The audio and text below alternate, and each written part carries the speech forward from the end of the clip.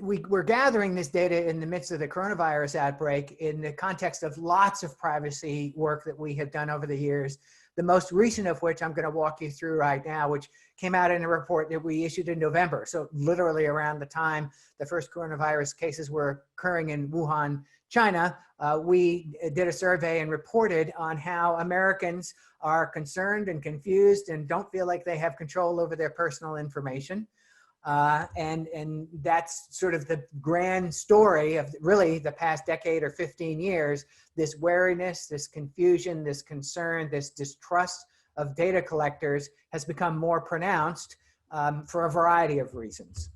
So here are the data underlying the headline of that report, where we asked a series of questions of people both about companies collecting data and the government connecting data.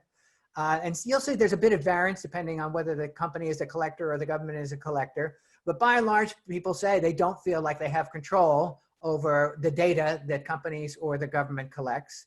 They feel that the potential risks of collecting the data about them outweighs the benefits, which is a really striking thing because there are so many interesting and important and good stories to tell about uses of data that have made improvements in people's lives. But the public is just not generally sold on that idea, particularly in the case of companies providing them benefits from the data collection that is being done.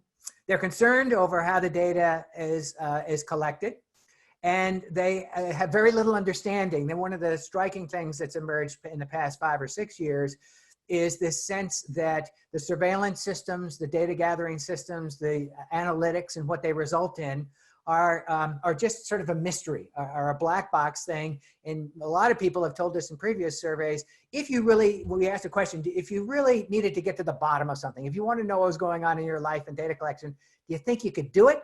And many, many people say, no, I couldn't. I don't even know where I would begin to an inquiry like that.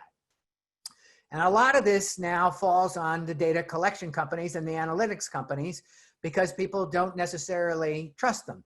There's a huge story, of course, for a generation or more in this country about Americans being less and less trusting and confident in all kinds of institutions, starting with the government, but also corporations, their churches, and things like that. And so when we asked specifically about the stewards of these data and whether people were confident that the data being collected would be in good hands, they're not convinced that companies that collect the data would publicly admit mistakes and take responsibility for them. They're not convinced that they would be held accountable by outside authorities to account for the way they use the data. They are not sure that the data would be used in ways that make them themselves comfortable. And that they certainly aren't sure that they would be notified if there were any problems, if the data were misused or compromised or hacked into.